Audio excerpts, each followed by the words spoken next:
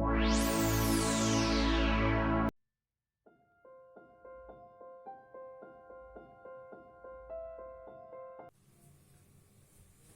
everyone.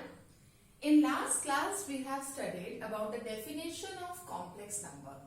Any complex number is of the form a plus iota b, where a and b are real numbers.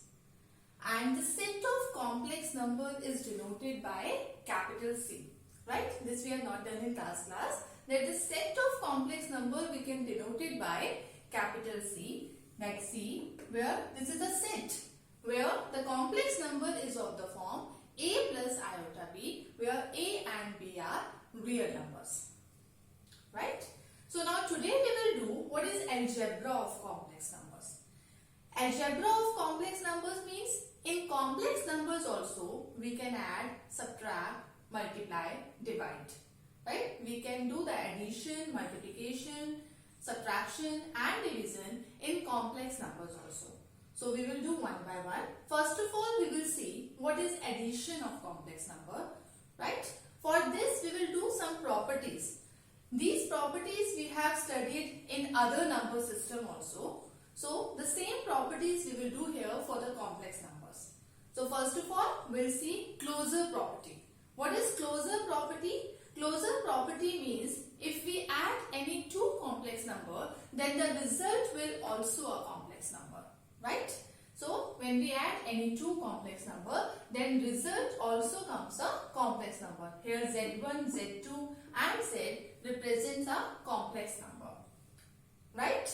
Now secondly, commutative law. What is commutative law? If Z1 and Z2 are any two complex number, then these complex number can be added in any order. If we write Z1 plus Z2 or we write Z2 plus Z1, that is same. So we can add complex number in any order. That's right. Now the third one, associative law.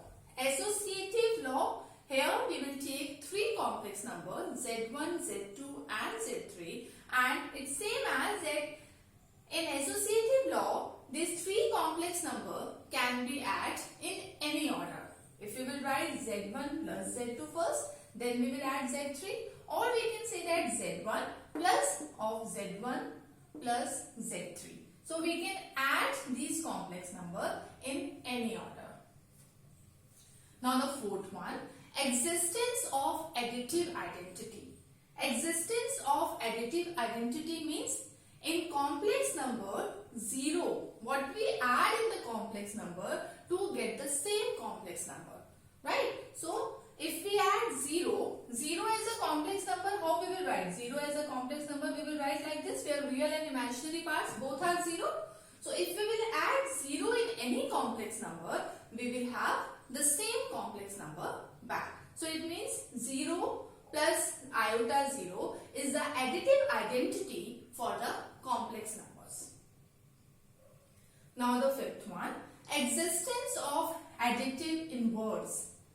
In existence of additive inverse means what we subtract from the complex number to get 0.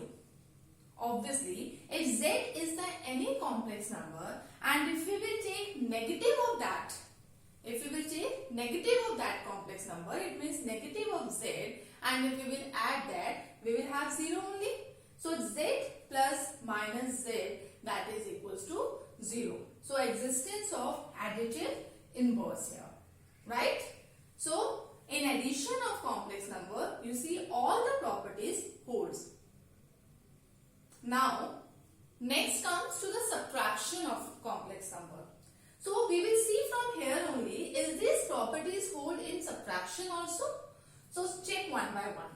Right? So we will check here for subtraction now.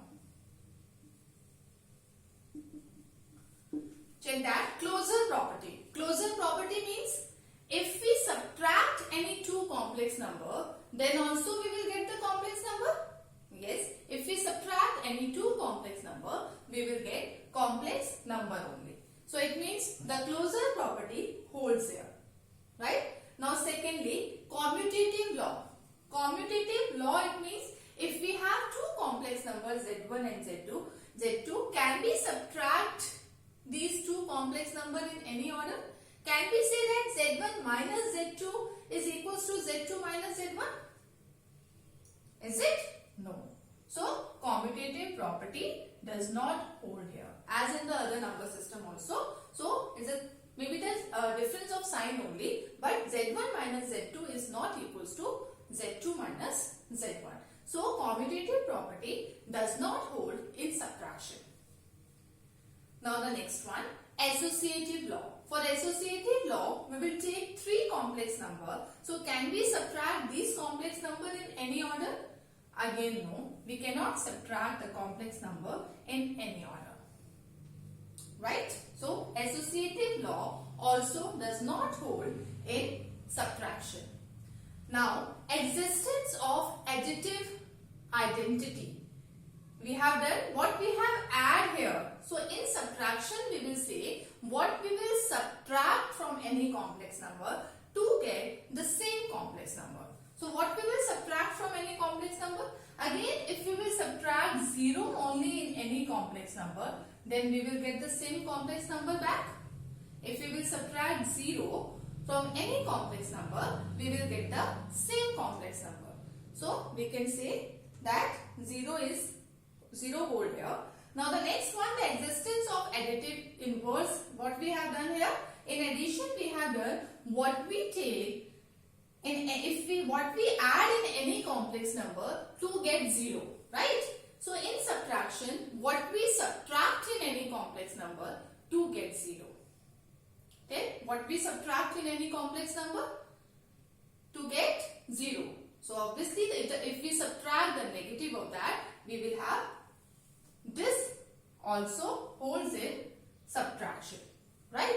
If we subtract the negative of the complex number, then we will have 0. It's right. So, like this, we will say addition and subtraction of complex number. What properties holds in addition and subtraction of complex number. Now come to the multiplication of a complex number. For multiplication of a complex number, first of all, we will see how we multiply two complex numbers. Let Z1 equals to A plus iota B and Z2 equals to C plus iota D. We have taken two complex numbers. So, multiply it. Z1 multiply Z2. That is A plus iota B into C plus iota D. So, we will multiply that first of all with A into C plus A into iota D, that is iota AD, plus iota BC plus iota B into iota D, that is iota square BD, right? So, iota square, we know that it's minus 1. So, iota square BD, it becomes minus BD. So, AC plus iota AD plus iota BC minus BD, right? So, we will write real part together, that is AC minus BD plus iota common, that is AD plus BC. It's right. So, like this, we will multiply any two complex number.